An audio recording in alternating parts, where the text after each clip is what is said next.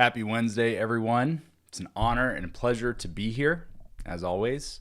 Welcome to episode 8 of our $0 to $1 million journey, and where we are taking a brand new offer and building it into $1 million over the course of 90 days. And you are here to watch the entire journey. So we appreciate you being here. We appreciate you tuning in and showing your love and support as we're on this journey together.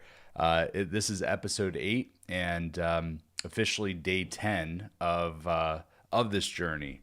And so if you've been following along, you know that we have been building something from scratch, and there has been challenges, as you can imagine, and there's also been some great wins, which I want to celebrate with you guys today. But I can't believe we're already on day 10. It's been like the longest but fastest 10 days that I've had in a while, if that makes sense. So anyway, let's go ahead and go through the numbers. Yesterday we were having some technical difficulties, and I literally just tested this, and it was working. So let's see if we are. All right, there we go. All right, so you can see my screen, which is great. All right, so let's go through our numbers here for yesterday. Yesterday, we did not have any calls scheduled. I had a packed day yesterday, so I do have 2 calls scheduled today, but we as a team, which really is me on the sales front, we did not do any sales calls yesterday. So I'll give you an update on how the calls from today go whenever I see you guys tomorrow. We had 2 low ticket offer purchases, and actually we did find that there was a little bit of a hiccup in the experience that we were creating for anybody that came in through the low ticket purchase funnel. So we made some revamps to that last night, and I'm excited to see how it turns out today.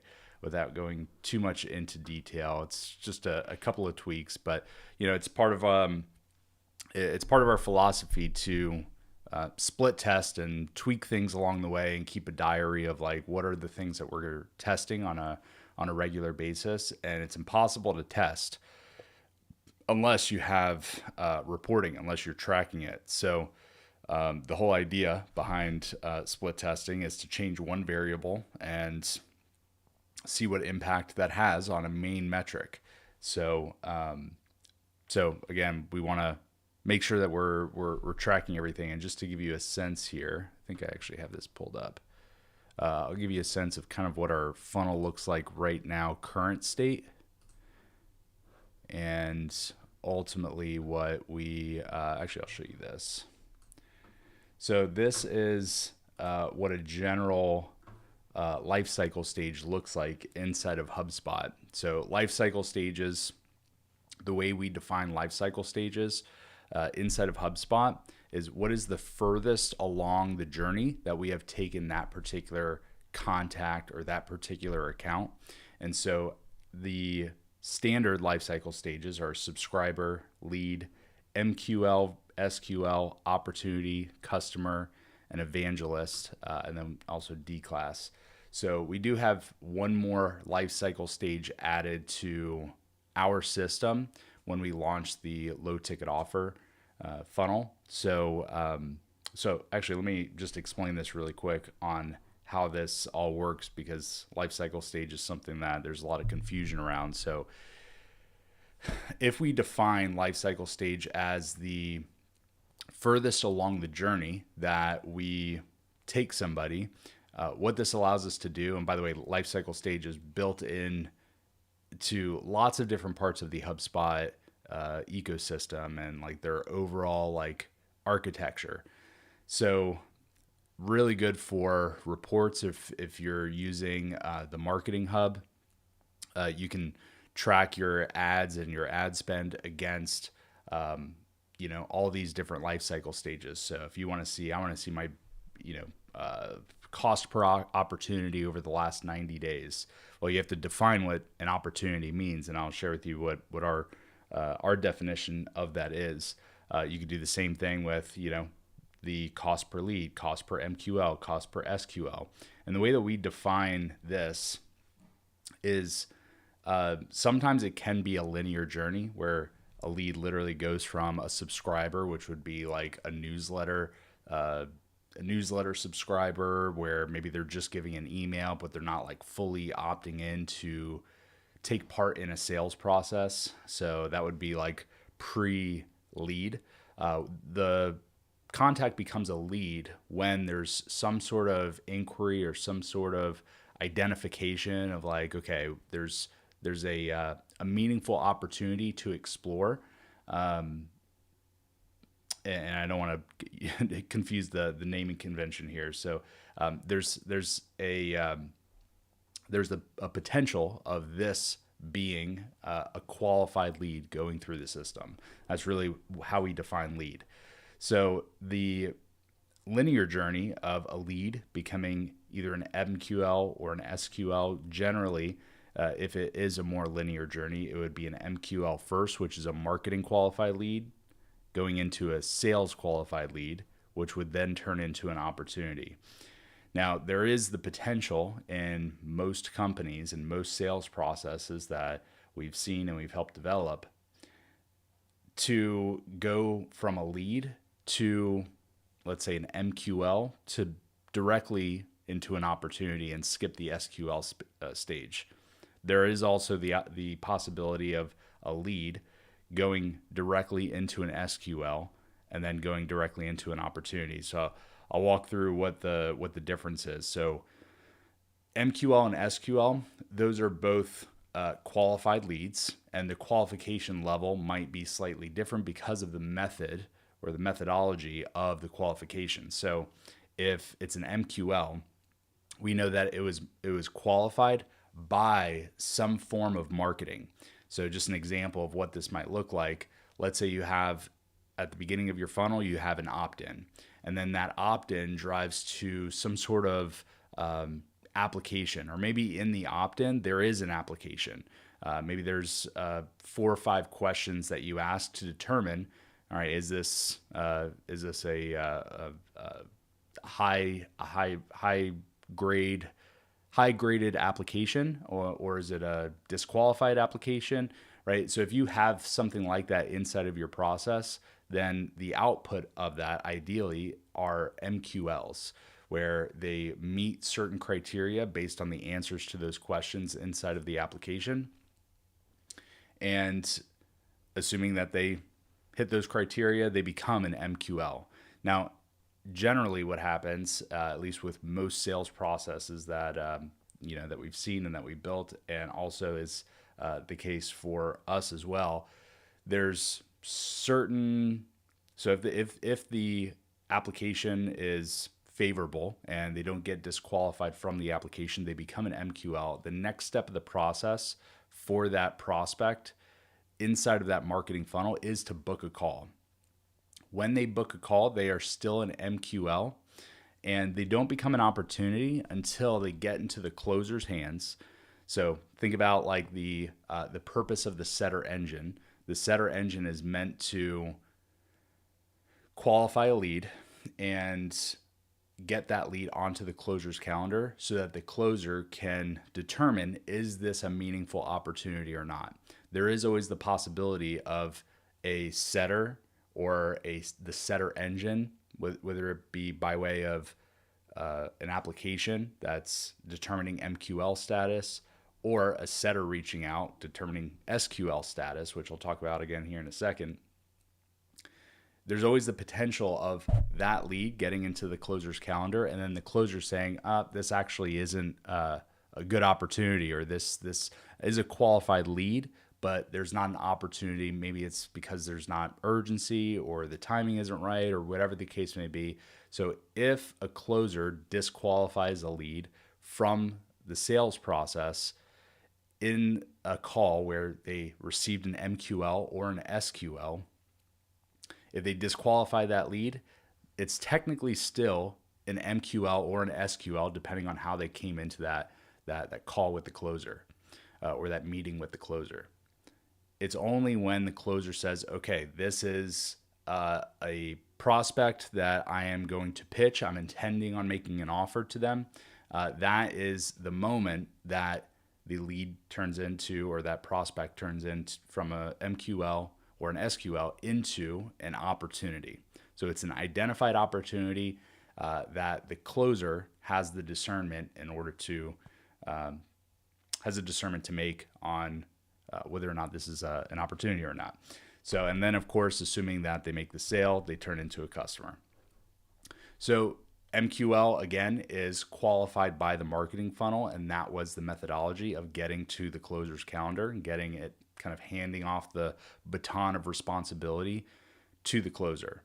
SQL would be if a lead or a prospect was qualified by a human, somebody on the team, likely a setter, and they determine, okay, this is a great person for a closing conversation or a pitching conversation, and that's the output of the setter engine is an SQL. So think about this in terms of like MQL. The methodology of qualification is by a marketing asset versus SQL is the methodology of qualification would be by a human, likely a setter. So in our funnel, ours works a little bit different, where we have this low ticket offer that we're driving traffic to, and a lead will opt in. They'll get sent to a low ticket offer. And then from there, they could either purchase or not purchase. If they don't purchase, they stay a lead. And those leads are then funneled into the setter engine to hopefully get SQL'd, right? We still want those leads to get qualified by our setter team. Now, as of right now, we don't have a setter team. We're in the process of building that. So this is a big leak for us right now, which is part of the reason why we're trying to get as innovative as possible with this process of going from lead to PQL. And this was a stage that we added into our system because there was a low ticket offer purchase. That is a similar to like an MQL or SQL. It's the same type of qualification. A PQL can turn into an MQL, it could turn into an SQL, but we also have PQLs that are checking out on the low ticket offer and then have an opportunity to book onto the calendar. And so, and actually technically this would be a little bit different, because in our situation, PQL could turn into an opportunity.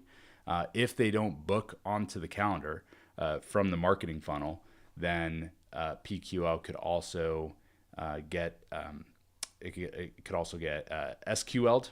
And if we did have like some sort of further application process that would further qualify that PQL lead, then it could technically go from a PQL to an MQL to then an opportunity into the closer's hands. So depending on what the sales process looks like, the life cycle stage will kind of morph and shift. But this is a general idea of how we have it set up. Our goal here is to have something like this, where leads will get either marketing qualified through some other sort of funnel that is not the low ticket offer. But what we want is purchase qualified leads that turn into sales qualified leads, assuming that these purchase qualified leads don't turn directly into an opportunity. So this is our current setup right now, and we're continuing to innovate on that. But again, this is I just want to kind of give that context going through these numbers. So we had 2 low ticket offer purchases. We had, let's see, how many calls did we book? So we didn't book any calls yesterday from the funnel. So we have 2 PQLs that we generated yesterday, but no MQLs or no SQLs. So that's that. We had 3 shorts that were posted from our live stream yesterday, which actually, let me take a look here to see how those shorts did. So let's see, it looks like our first short got 363 views. Our second short got 37 views, but then our third short got over 1,000 views, so 1,037 views. That is interesting. So, and they were all published within just a few hours apart. So, yeah, this is very interesting for me to look at, and this is a new endeavor for us to try to crack the YouTube code here. But yeah, that's interesting. We had one that got posted and only 37 views, and then the one that we posted 2 hours later was 1,037. So could have been the content, could have been lots of different things. That is for somebody smarter than me to figure out. But that is yeah, that's interesting. All right, we did get one new subscriber. Thanks, Mom, for for subscribing. Just kidding, but not sure who subscribed, but thank you. Welcome to the channel. Excited to have you here. Total views yesterday on the entire channel were 1,766. So we had a little bump, an increase on that. So what's interesting is that last week we had almost about the same amount. We had more subscribers. We had the same amount of shorts posted, about the same number of views. Going from 1726 last Wednesday to 17, actually no, it'd be technically today's Wednesday. So 2340 would be the same time period as this. So this was Tuesday of this week. This was Tuesday of last week. So 2340 to 1766. So we're going to keep track of that and see what trends we can find and see what we can do to optimize the system. Ad spend yesterday was $402. We generated 10 leads. We had 93 outbound calls. We had a collective effort as a team to pull together, see around everything that my team's working on. We still managed to crank out 93 outbound calls, doing our best to replicate the setter process. It looks like we didn't get any calls booked there. We still have one deal that's inside of the red zone. Total red zone value is a little over 30K, and we generated $94 from our low ticket offers. So we're rolling in the dough here. So yeah, obviously we are behind on our goal. The anticipation with all this was to kind of build the foundation and launch and grow it over time. So I trust that as you follow along this journey, things are going to get a lot more exciting. At least that's the goal. All right. Last thing here that I want to share with you is our confirmation process. So this was actually one of the things that I had highlighted yesterday that we had a little bit of a technical issue with, and wasn't able to show you what I wanted to show you. So what we found with we're getting pretty good show rates, and I think one of the reasons why is not because we have this like super sophisticated pre-call video and cadence. I was actually having this conversation in our masterclass with our community yesterday about show rates, and there's many reasons why somebody would either show or not show to a sales appointment. And the biggest thing that we've talked about with regard to just like the overall idea behind show rates is we want to make sure that there's some sort of perceived value or payoff at the appointment. So that would be the reason to get to that appointment. That'd be a reason for a prospect to show to that appointment. And I use this example in a live stream that me and Aaron did last week.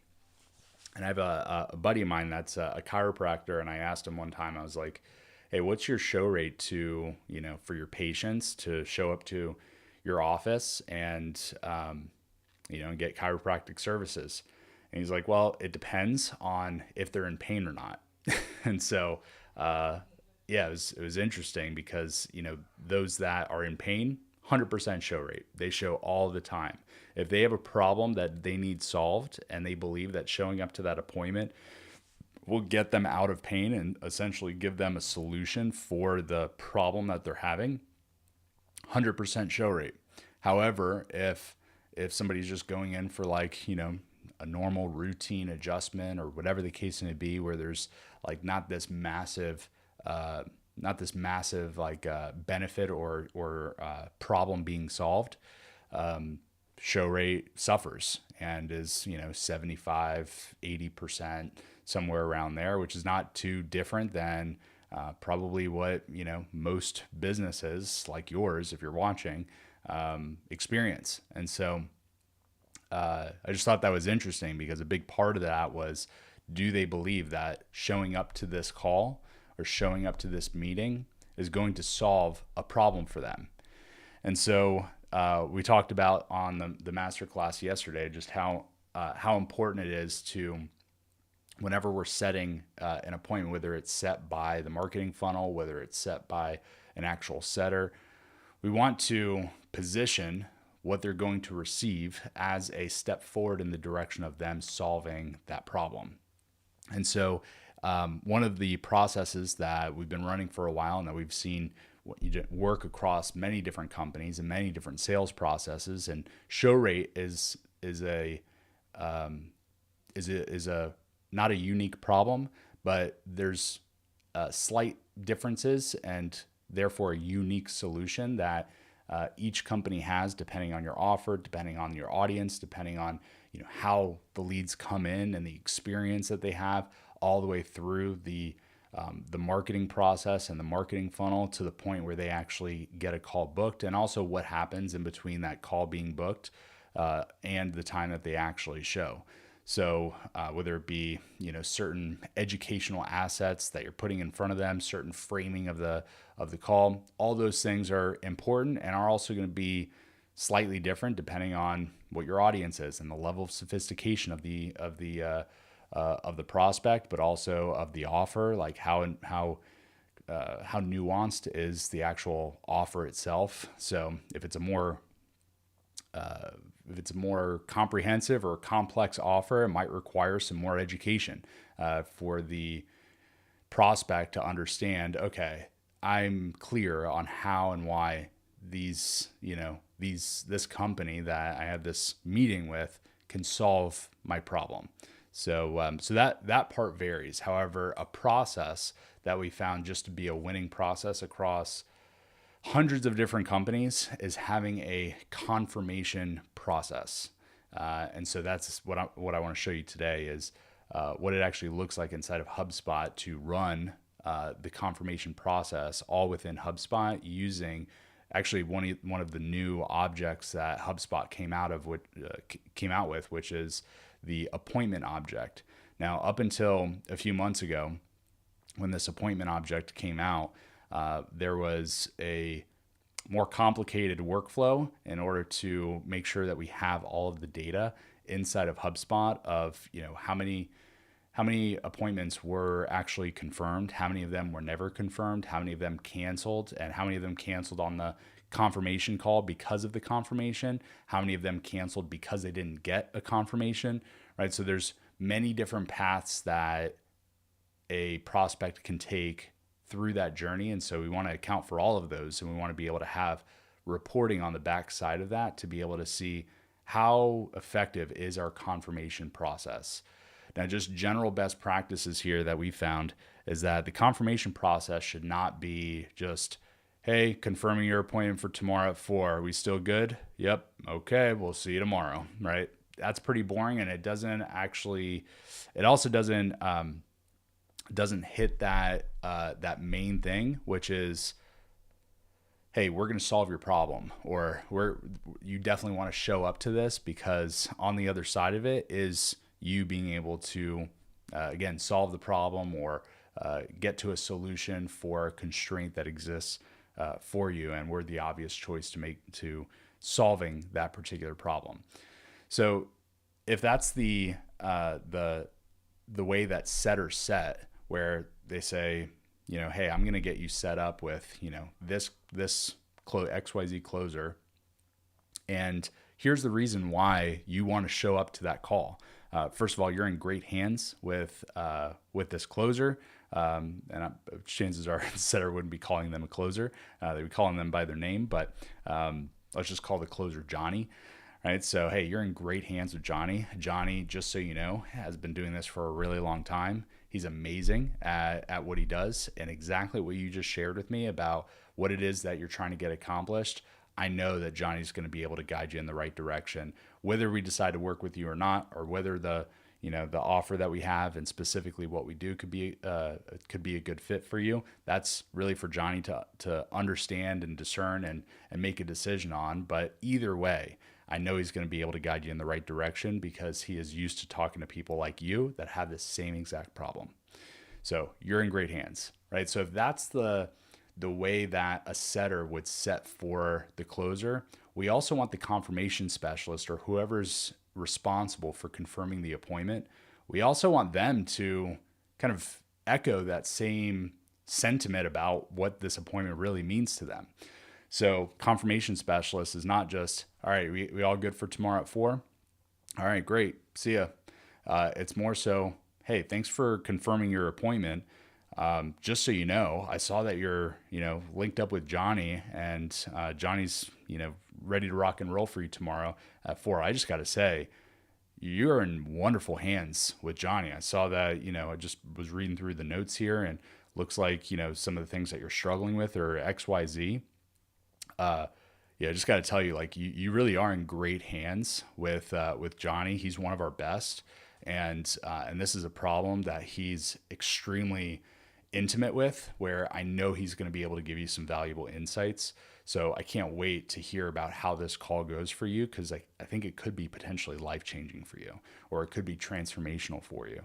So anyway, I just wanted to let you know that, and we're all good for 4 o'clock. Are you sure there's nothing that could potentially get in the way of tomorrow at 4 o'clock? No? Okay, excellent. Well, ready to rock and roll. Please let us know. Let me know how everything goes, and we can't wait to see you tomorrow.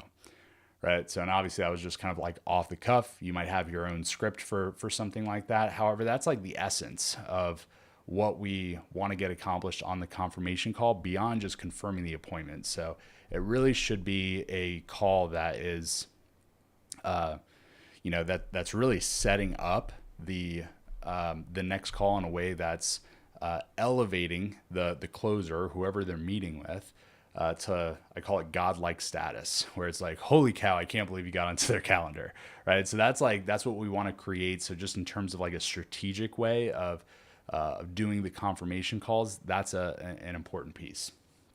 Now, how we track the confirmation call, this is where we can start to split test like different variations of maybe a script. We can also test different like times of the day that we call, the amount of times that we call before we just say, okay, we're just going to, this appointment is unconfirmed, and we're just going to, either cancel it or keep it on the calendar, but just mark it as, hey, we never confirmed this.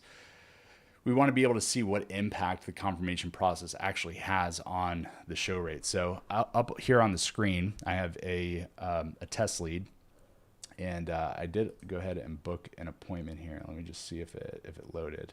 All right, so yeah, I've got a test lead booked here, and so this is essentially what it looks like. So I booked an appointment, I created a deal, put it into Disco call booked. It also created this appointment object. Now, in this appointments tab, which is something that we create, the appointments tab has 6 different boxes. It's got the Disco appointment tracker, and this is based on the new appointment object inside of HubSpot.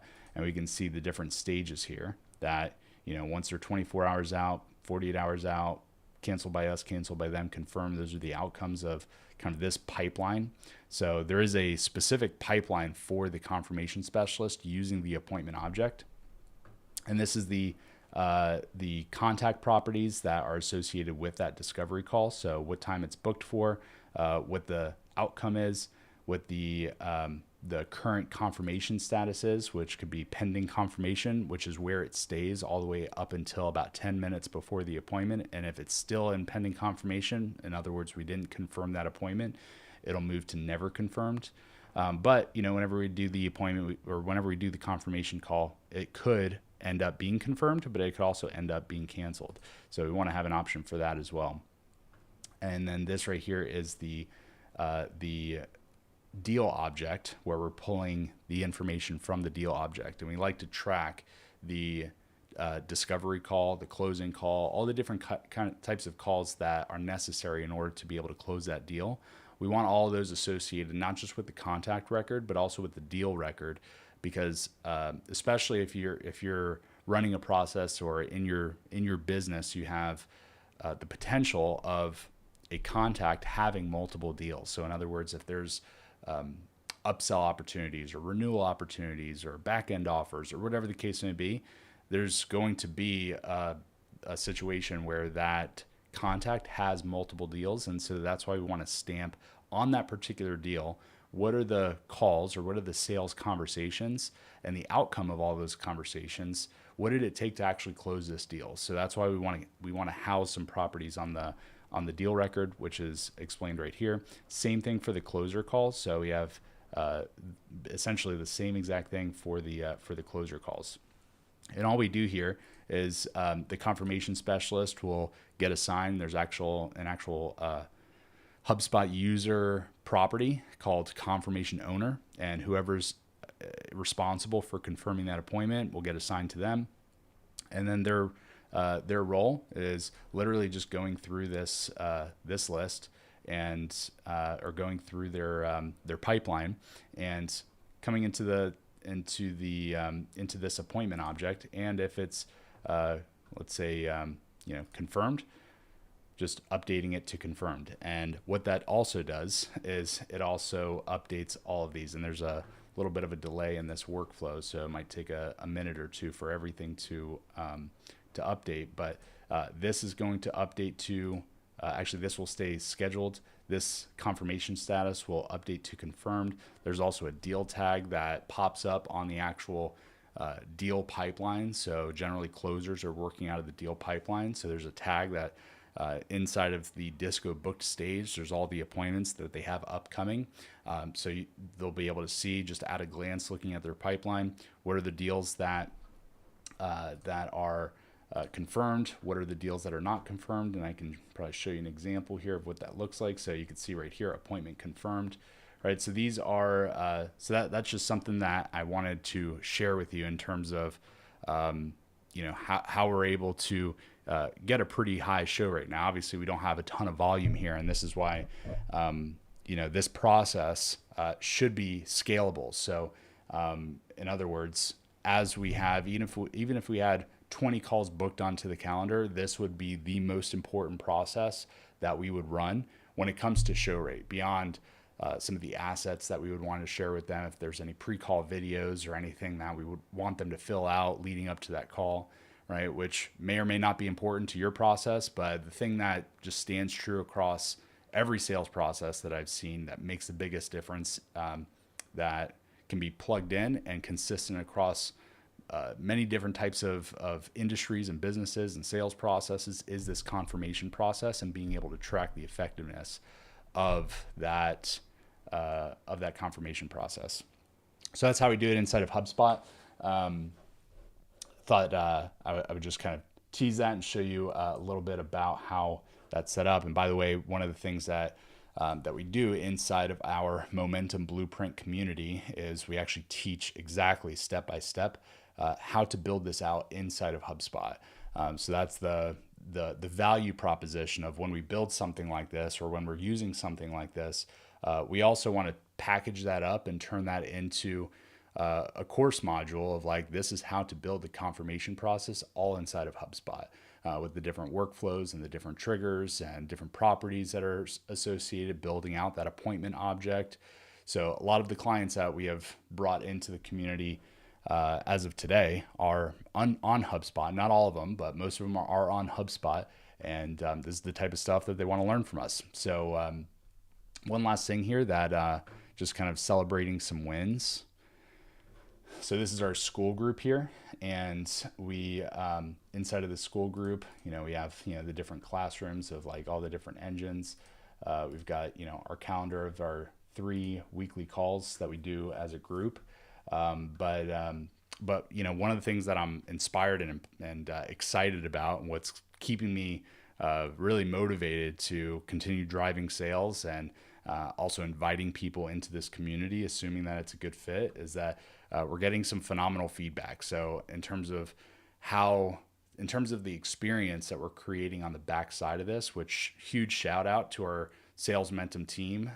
We've got lots of things going on, and again, this is a brand new offer that we're doing alongside of continuing to deliver what we've been known for, which is delivering done for you CRM implementations and build outs on HubSpot. So we're still doing that. We have several builds that are in the process right now, and our team's really working hard. So shout out to the team here, because we are collectively just all coming together to ensure that we are building out a great experience for prospects, or I'm sorry, for new clients that are coming into this Sales Momentum Blueprint course. So you can see here that we've got some people that are sharing their gratitude. What's this? So yeah, so people sharing the results. So anyway, I'm fired up about the experience that people are having, and wanted to celebrate that and let you know how important that is to, number one, keeping our mojo for continuing to work hard despite us being behind on our goals. Again, I think I talked about this yesterday, or maybe the day before. The days all blend together in this season of business, but the experience of running a business is challenging, and no matter what the experience is, there's still a choice of how to show up. The choice could be to either be a product of the experience, or let the experience dictate your mindset and therefore your activities and how you show up. And being behind on a goal, if I receive that as, all right, I'm behind on the goal, I'm not feeling good about myself, I'm not feeling good about my situation, and therefore my behaviors and my activities become less potent or less consistent, or whatever the case may be. So that's one choice. The other choice is reality just has not caught up to the way that I'm showing up, because I know that all the time how I show up is what determines what results get created over time. And so if I control the controllables and show up the way that I'm being called to show up, and what's frankly necessary in order to achieve our goals, if I stay consistent with those actions and activities, I know that the results will catch up and even themselves out. Especially in sales, it's a numbers game, right? So the numbers always average out over time, but there's going to be ups and downs. And one of the things that that I've always shared with our sales team is that it always goes by like the 10-10-80 rule. And so we've all heard of like the 20-80 rule, but 10-10-80 means that 10% of the days that we have are going to be amazing, right? And it seems like you just can't lose, where you take a call, you close a deal, and it's like unbalanced in terms of like, man, I actually created more results than what I feel like I really deserved, right? So there's gonna be 10% of the days that are like that. There's also gonna be 10% of the days that just no matter what, it's like no matter what you do, you're not going to get the results that you want. In fact, they're going to be terrible days. They're going to be the character building days where you're doing all the things right, you're on point, your energy levels are high, your mindset is sharp, you're nailing your process, you're nailing your script, whatever the case may be. You're handling the objections, and still you've got nothing, right? So 10% are going to be amazing. 10% are going to be the character building, challenging, kicked in the face type of days. But then 80% of the days are going to be, what you put into it is kind of what you get out of it. And the way I always think about it is like, if I'm, and admittedly, we don't have a ton of sales opportunities right now in the pipeline, especially with our, with our sales team still in the process of being built. We're also just trying to like figure out the best ways to generate leads to be ready for a sales team. So again, we're at the very early phase of this journey here, but we know that over time, those averages will play out. And so again, as long as we are staying consistent with our activities, it'll allow for us to experience those amazing days where everything goes right.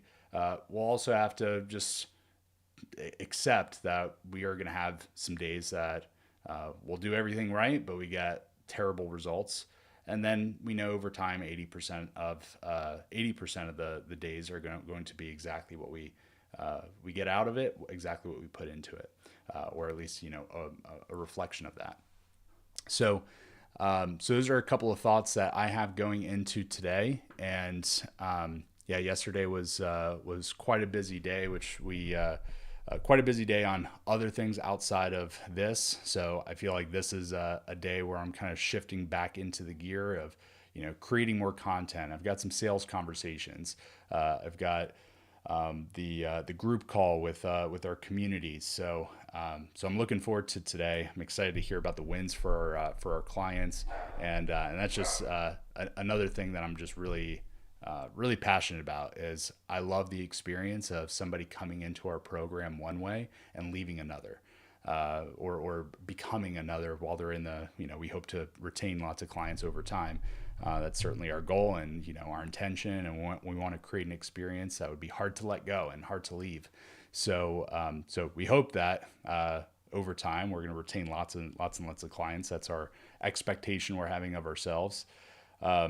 But it just feels great to be able to bring somebody in and be able to really enrich enable them and enrich their experience of what it takes to run a business and what it's like to run a business, utilizing the proper systems. And we believe that systems allow your leadership to go further. And so when you have the right systems, it allows for you to bring the spirit and the culture and all of the things that are like the non-tangibles.